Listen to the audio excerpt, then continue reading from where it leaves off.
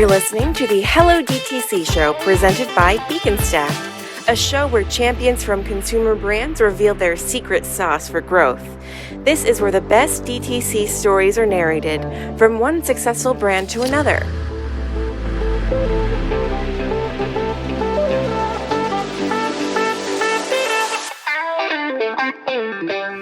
Hello everyone, thanks for listening to the Hello DTC show. I am Monica and I work with Beacon Stack, a platform that helps CPG brands connect their physical commerce to their online worlds. Whether it's a B2B brand or a B2C one, the one that gets closest to the customer is the one that wins. But the question is, with so many brands battling to get the attention of the same consumer, how do the successful ones really get the first-time customer and, more importantly, retain them? Need answers? Stay tuned because the guests on this show have got the answers.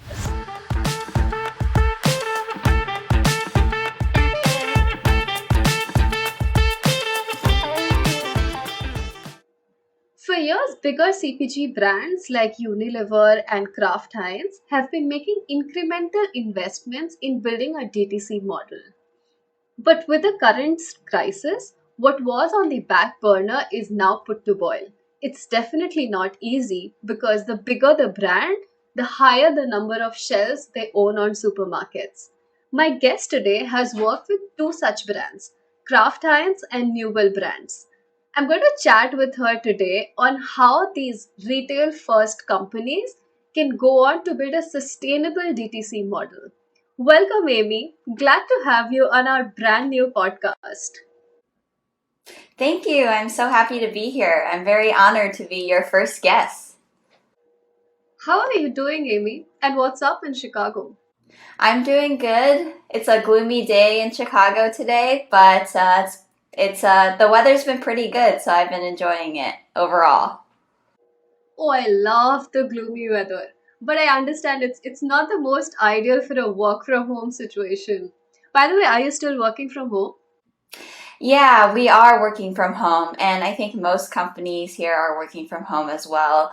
Actually, last week I went into the office for a day, and it was really weird because usually you go outside and you see all these people going to lunch, and it was completely empty downtown.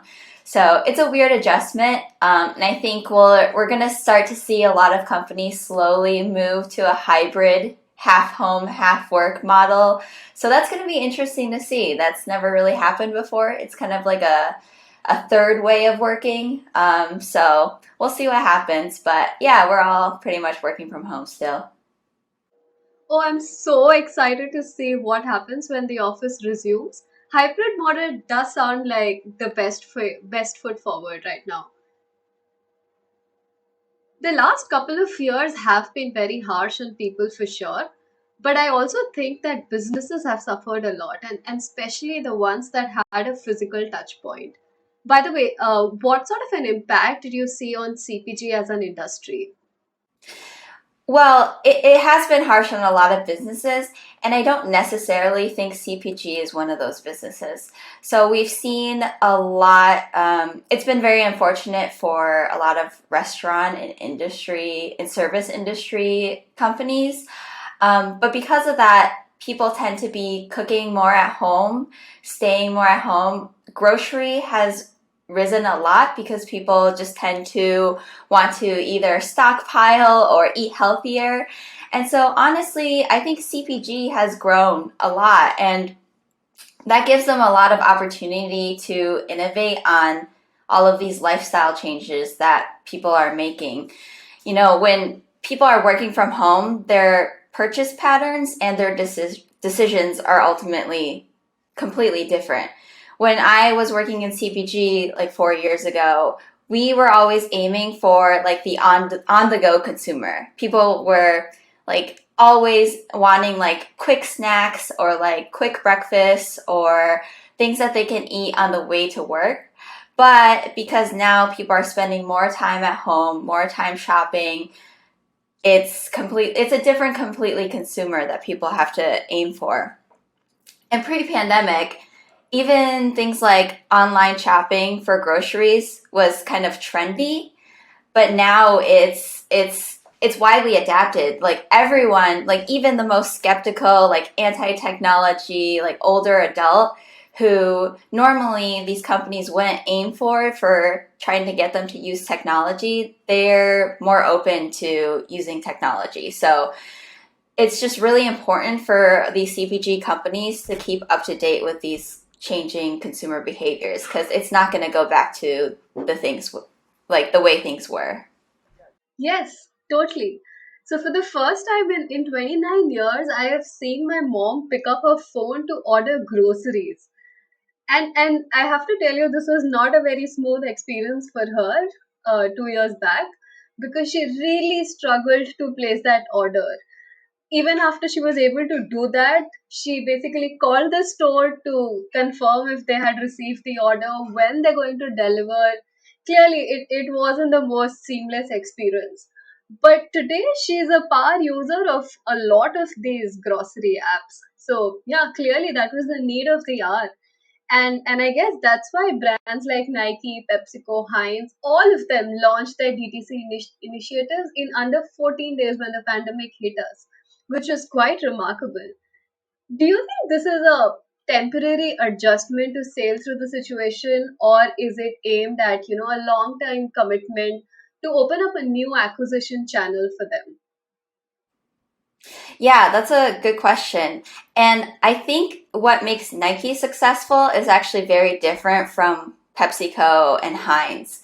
So for PepsiCo and Heinz, they never really had a DTC brand before that compiles all of their different brands that are under PepsiCo and Heinz.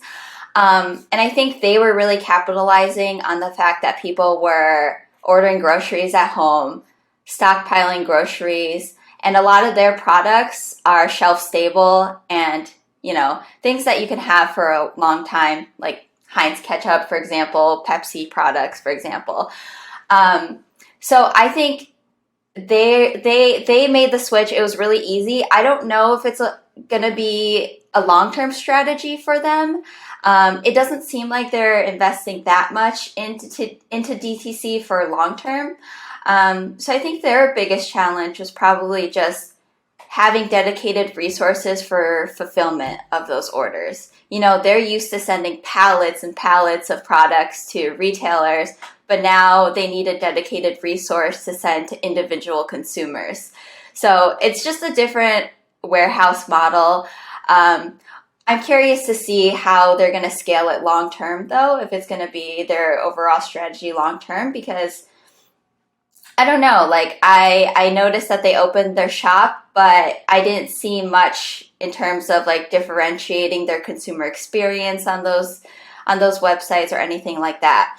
But Nike, they're very different because Nike, they've always offered DTC. Like you could always purchase shoes on the Nike website, but this time they really just doubled down on their brand strategy and their consumer experience.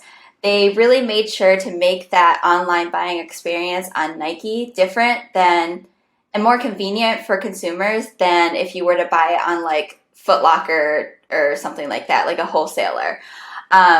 So having that, so they really try to make their experience much easier than having the convenience of shopping multiple brands at like a Foot Locker. So really, like I think what people can do to make DTC a DTC website successful is just having that convenience that beats out going to a wholesaler. 100%. Consumer experience and also dedicated customer support. I think Nike is just nailing it. And I'm really waiting for other traditional retail first brands to ape that sort of a consumer experience. But apart from a seamless customer experience or a consumer experience, what would you say is that one reason that's compelling enough for brand managers to say, you know what, I'm going to make a move into a sustainable DTC model? Yeah, I mean, there's a ton of reasons, but like, I think when most people think about opening up a DTC channel, they think about profitability. But that's kind of an obvious one, you know. It's like you cut out the middleman, you can increase your profits that way. I think one that like people don't think about as much is having access to customer data. Because when I was a brand manager, we were working with like huge, like we were working with like Walmart and like huge retail brands, you rarely got data from them because most of our time was just focused on making sure that they carried our products. They didn't really, it doesn't matter if they give us data or not. So we had to get it from third parties and things like that. But it's at the end of the day, it's still just mostly sales data. Like you don't get to see if people like the product they bought, like if they returned it or if they would purchase it again or anything like that.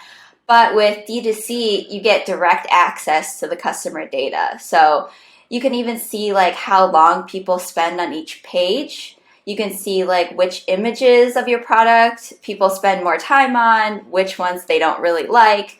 And you can even like A/B test your products. Like you could put a new product out there, A/B test it. If it's not successful, try again, try new web pages, things like that. And I saw a stat before that was like 9 in 10 shoppers would buy from brands that offered recommendations that were very personalized to them. And I feel like the only way you can get to that level of personalization is if you have a D2C model and you have access to that customer data. Absolutely.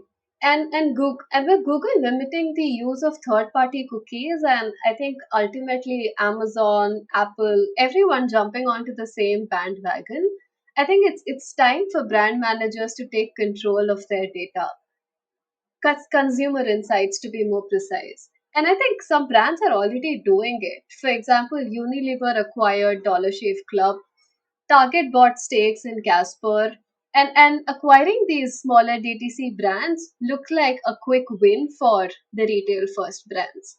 But for traditional brands looking to build towards a more sustainable DTC model, what's the way to start? And more importantly, what are the initial steps that help build that confidence in investing in DTC efforts? Yeah.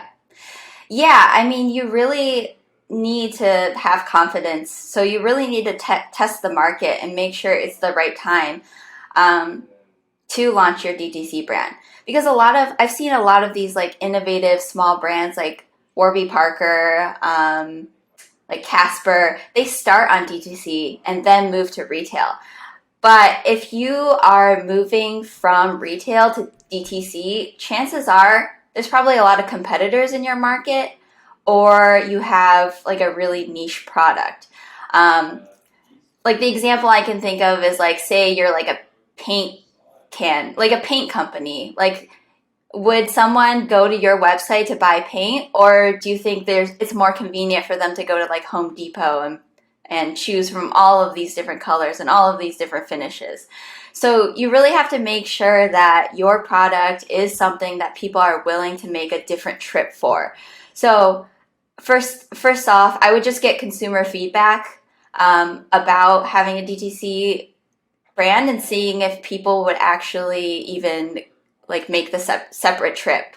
And then I think you can also start building your audience before you actually launch your company. So you can do that through advertising, through social. You can create email lists, but basically just have different acquisition channels instead of just launching into it blindly, just so you know that there's going to be people there when you do launch. And ultimately, like with all of those things being said, I think it's just important to think about how you're going to make your shopping experience on your DTC website more engaging than if they were to go pick up your product at the grocery store or a wholesaler. And I think that's the challenging part. Nike has done it pretty successfully, but it does take a lot of investment to have the level of customer experience that, say, like a Walmart or a Foot Locker or any other wholesaler would have. Apart from Nike, what would you say are the other brands who are doing a great job at building a customer acquisition channel through DTC? And I was looking on my phone to see like which brands that I shop at. Um, because I do a lot of online shopping, and I was thinking like which brands like would I purchase separately from. And I noticed there's two really big industries that do it well. One is apparel and one is actually food delivery. So food delivery, like if you think about it, I have like a ton of like DoorDash, like Grubhub, Postmates, and you can order from any restaurant on there. Like that's so convenient. However, I also have like the Chipotle app, the McDonald's app, the Chick-fil-A app, and I was like, why do I do that? And it's because those companies by themselves, they offer special discounts or rewards programs that make me want to go back to them specifically. So even though there's the convenience of ordering through Grubhub or DoorDash, like I know that if I order directly from Chipotle, I'm going to be able to collect my rewards and order from them again. So like you need some sort of way for people to come back to your website versus a more convenient website. It's not enough to get them to just go once. You have to have repeat customers. And then for apparel, I think it's very much the same way. Companies like Reformation, they do it really well. It's because a lot of these companies, they have very specific sustainability initiatives. And I feel like sustainability is something that people are looking at a lot more now. It's very important to the younger generation, like Gen Z and millennials.